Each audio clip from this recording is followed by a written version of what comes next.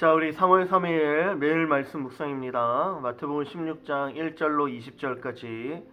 여러분들 오늘 본문은 표적을 구하는 바리새인들과 사두개인 그리고 그들을 책망하여 들려주신 그래서 누룩의 말씀을 이야기하시죠. 그러나 그 말씀을 이해하지 못하는 제자들의 모습들, 그리고 예수님이 어떤 분인지에 대한 온전한 신앙 고백을 하고 있는 베드로의 모습이 등장합니다.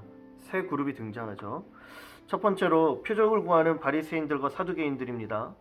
여러분들 이들이 끊임없이 예수님께 표적을 구합니다. 하늘로부터 오는 기적, 놀라운 능력을 보여달라 하는 것이에요. 그런데 여러분들 그들의 마음은 따로 있었습니다. 정말 기적을 보면, 표적을 보면 예수님을 믿겠다라는 것이 아니죠. 예수님을 시험하고자 함이었습니다.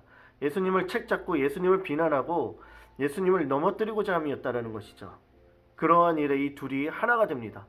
여러분들 사실 이 둘은요, 하나가 될 수 없는 그룹이에요. 신학적인 노선과 관점이 다릅니다. 부활이 있다, 부활이 없다로 갈라져요. 그런데 예수님을 공격하는 일, 나중에 예수님을 죽이는 일에는 이 둘이 연합하는 것이죠. 그러니 그들의 마음 안에는요, 다른 마음이 있어요. 예수님을 믿고자 함이 아니라 예수님을 죽이고자 함, 예수님을 따르지 아니하고자 함이 이미 그들의 마음에 있었다라는 것입니다. 그러니 표적을 보여준들 이미 많이 벌써 표적을 보여주셨음에도 불구하고 이들은 예수님을 믿으려고 하는 그 마음 자체가 없었던 완악한 자들이었던 것이죠. 그래서 예수님께서 이들에게 들려주시는 건 악하고 음란한 세대가 표적을 구하지만 내가 너희에게 보여줄 표적은 딱 한 가지, 요나의 표적. 요나의 표적은 무엇일까요? 3일간 물고기 뱃속에 있었던 요나를 이야기한 것은 십자가를 이야기하는 것이죠.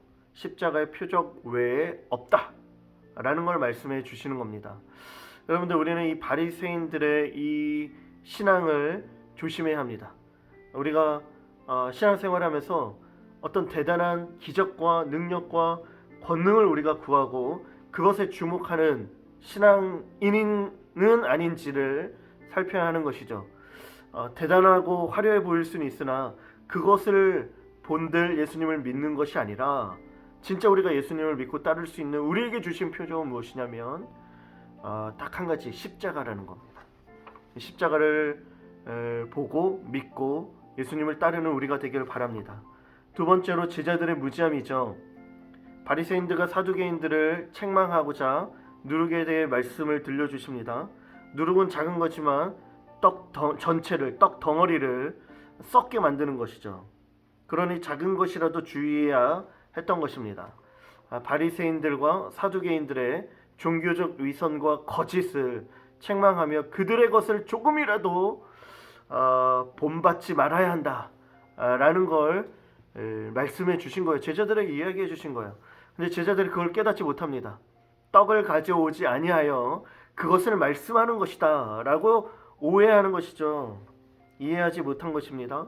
여러분들 떡은요 이미 예수님께서 많은 이들을 먹이셨습니다. 5병이어와 7병이어 수천 명을 먹였어요. 예수님에겐 떡이 중요한 것이 아닙니다. 이미 부유하고 풍족해질 만큼 먹을 수 있는 분이에요. 떡에 집중하는 분이 아니죠. 제자들은요 예수님의 말씀을 들었으면 깨달아야 했습니다. 그런데 깨닫지 못했다라는 것이죠. 예수님의 그 5병이어와 7병이어의 기적을 보았음에도 불구하고 예수님이 어떤 분인지도 알지 못했고 말씀을 깨닫지 못하는 무지함이 있었다라는 걸 보며 우리는 돌아봐야 하는 것입니다. 마지막으로 세 번째, 베드로의 신앙 고백이죠. 매우 유명한 본문입니다.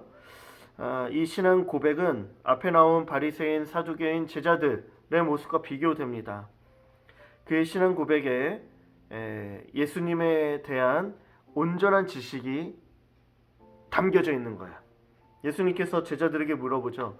너희는 나를 누구라느냐? 이 질문에 베드로가 주는 그리스도십니다. 살아계신 하나님의 아들입니다라는 온전하고 바른 대답을 합니다. 예수님께서 칭찬하시죠. 그렇다면 어떻게 베드로는 이러한 대답을 할 수 있었던 것일까요? 이러한 지식을 주신 건, 이렇게 알게 해주신 건 하나님이시다라고 말씀해 주시죠. 은혜입니다. 여러분들 우리 안에 이러한 고백이 마음과 입술에 담겨지기를 소망합니다. 그러기 위해서 우리가 하는 것은요, 기도해야죠.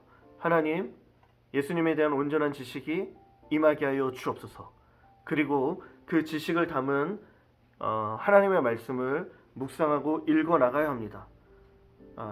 그리고 너무나 중요한 건 예수님께서 이 고백을 하는 그 베드로의 고백이죠. 반석 위에 내 교회를 세우겠다 말씀하고 있습니다.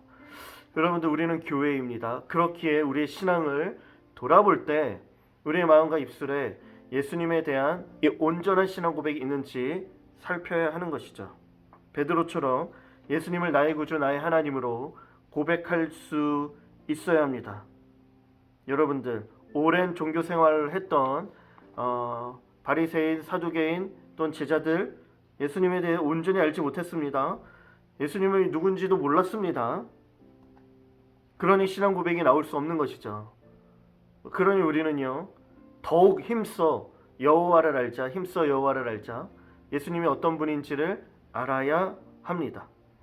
우리의 삶을 돌아보면서 오늘 하루 예수님이 과연 나에게는 어떤 분인지 돌아보고 생각해보고, 그분이 진정한 그리스도시요 살아계신 하나님의 아들임을 오늘 하루 고백하며 주님과 동행하는 귀한 하루를 살아가기를 간절히 소망합니다. 축복합니다.